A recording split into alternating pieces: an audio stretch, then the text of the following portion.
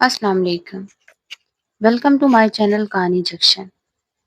نئی دلچسپ اور ہارر کہانیاں سننے کے لیے میرے چینل کو سبسکرائب کریں۔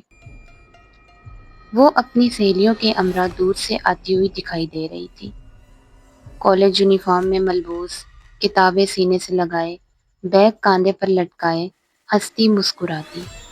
وہ روزانہ چھٹی کے وقت اسی راستے سے گزرتی اور میں روز اس جگہ اس کا انتظار کرتا رہتا تھا۔ نہ جانے کیا نام ہے اس کا، مگر وہ اس قدر خوبصورت ہے کہ بس۔ جب میں نے اس کو پہلی مرتبہ دیکھا تو دیکھتا ہی رہ گیا۔ ایسا نہیں ہے کہ میرے علاقے میں، میری قوم میں خوبصورت عورتوں کی کمی ہے، مگر دل جس پر آ جائے، اور میرا دل اس پر پوری طرح آ چکا تھا۔ باتیں کرتے کرتے اس نے اچانک میری جانب دیکھا۔ میں آڑ میں ہو گیا، حالانکہ میں جانتا تھا میں جہاں ہوں وہ مجھ کو نہیں دیکھ پائے گی، مگر میں ہرگز نہیں چاہتا تھا کہ وہ ابھی مجھے دیکھے، میرے بارے میں کچھ بھی جانے۔ مجھے مناسب وقت کا انتظار تھا۔ امی امی، کہاں ہیں آپ؟ صبا نے گھر میں داخل ہوتے ہی شور مچانا شروع کر دیا۔ کوثر ہاتھ پونچھتی ہوئی کچن سے نکل آئی۔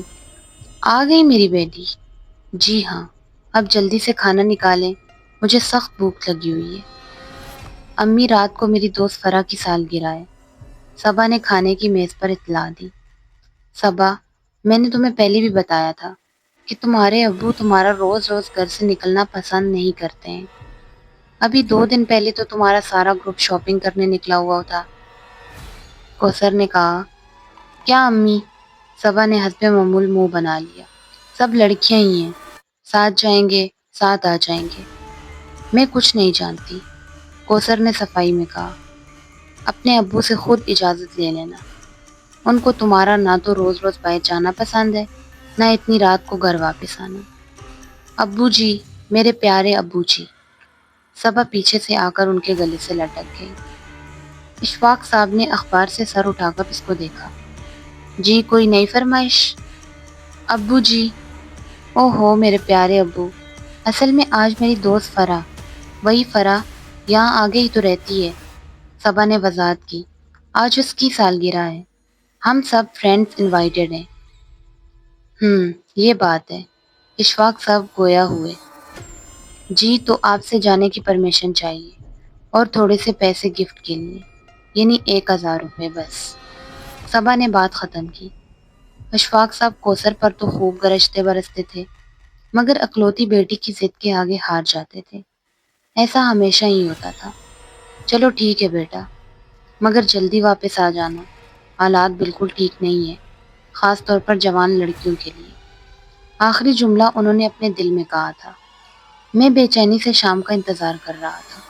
میں نے صبح اس کی گفتگو سن لی تھی، آج اس کو دعوت پر جانا تھا۔ میں اس کی سج دج دیکھنے کو بے قرار تھا۔ آج سے پہلے میں نے ہمیشہ اس کو کالج کی سفید یونیفارم میں ہی دیکھا تھا۔ نہ جانے رنگ اس پر کیسے لگتے ہوں گے۔ میں بے چینی سے شام کا منتظر تھا۔ صبا، کوثر اس کو آوازیں دیتی اندر آئی، مگر ڈریسنگ ٹیبل کے آگے کھڑی صبا کو دیکھ کر ان کے ماتھے پر بل پڑ گئے۔ یہ تم نے کیا پہنا ہوا ہے؟ سیاہ جھلملاتے ہوئے لباس میں ملبوس صبا ان کی طرف مڑی۔ میکسی ہے ماما جان۔ اور کیا؟ وہ اٹھلائی۔ یہ تم لائی کہاں سے ہو؟ میکسی، جو کہ انتہائی گہرے گلے والی تھی، اس کی آستین غائب تھی۔ اس دن جو شاپنگ کے لیے گئے تھے تو وہیں سے لائی تھی، صبا نے انتہائی بے نیاز سے بالوں میں برش پھیرتے ہوئے جواب دی۔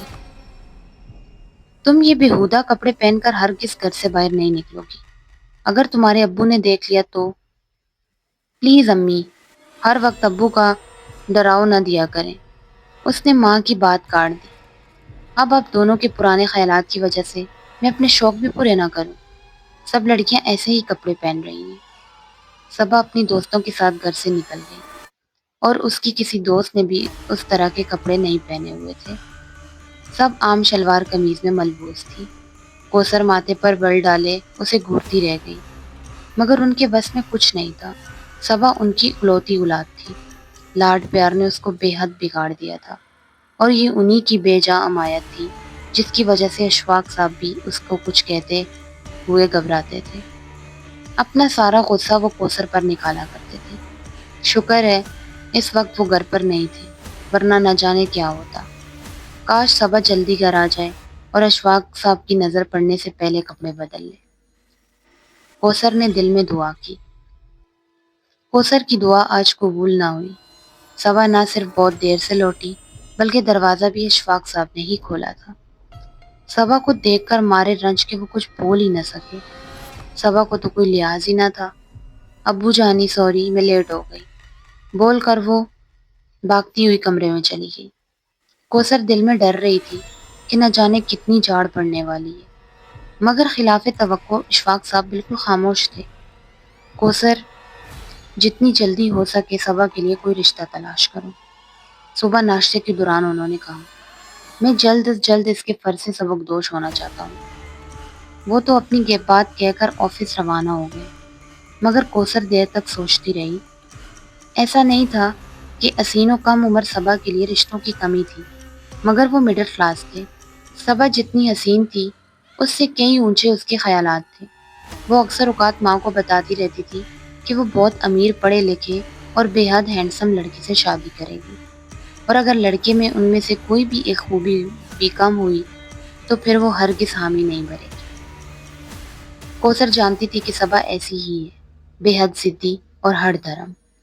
وہ آرام سے اپنے باپ کے سامنے بھی ڈٹ کر کھڑی ہو سکتی تھی۔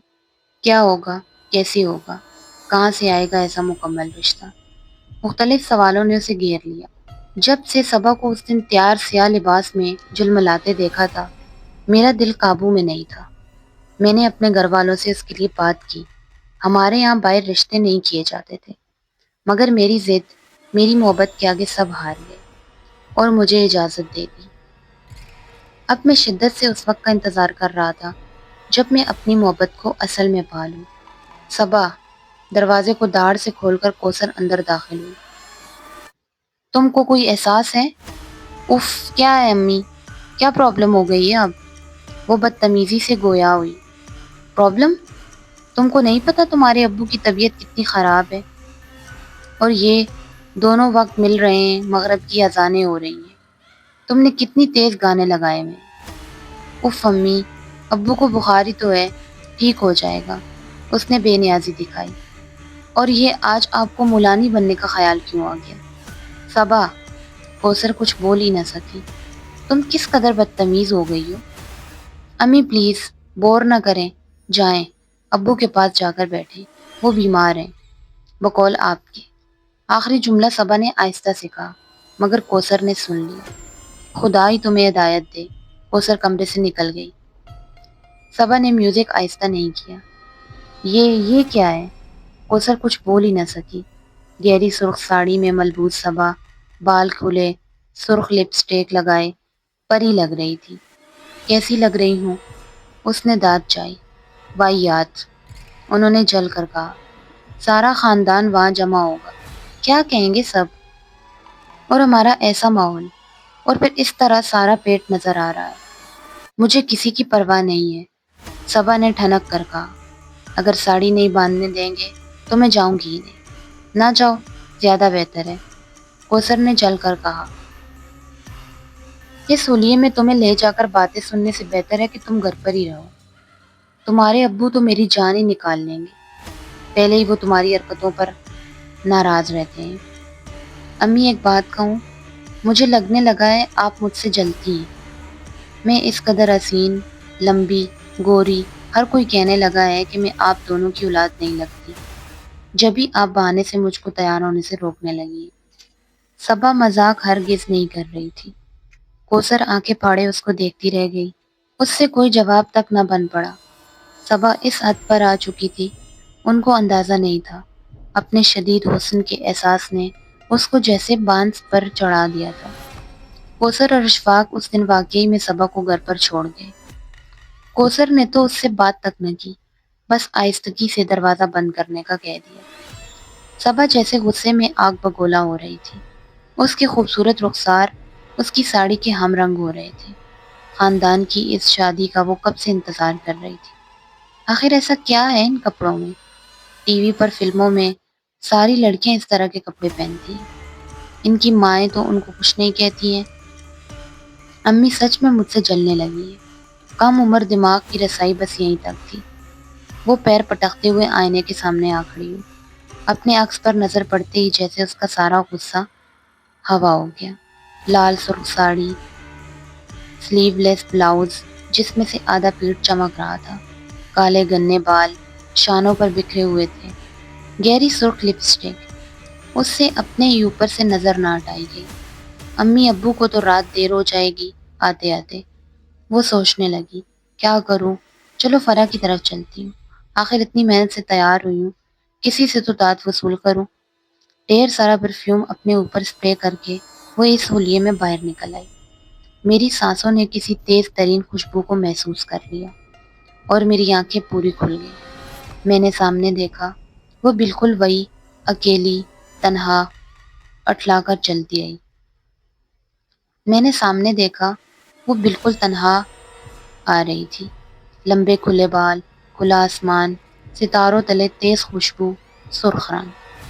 یہ تمام چیزیں مجھے کتنی متوجہ کرتی ہیں۔ وہ مجھے اپنی طرف کھینچ رہی تھی، دیوانہ کر رہی تھی، بے بس کر رہی تھی۔ میں بے ساختہ اس کی طرف جھکا اور صبا کو نہ تو رات کے اندھیرے سے کوئی خوف محسوس ہو رہا تھا، نہ اپنے اکیلے پن سے۔ جوانی ویسے ہی بہت بے خوف ہوتی۔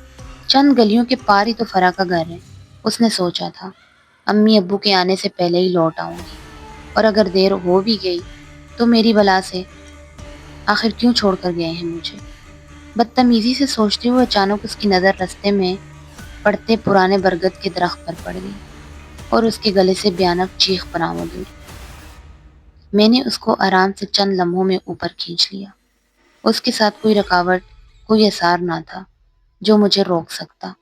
پراسرار میں اس کو اپنے ساتھ لے آیا، اس قدیم پراسرار برگد کے درخت پر جہاں میرا گھر ہے۔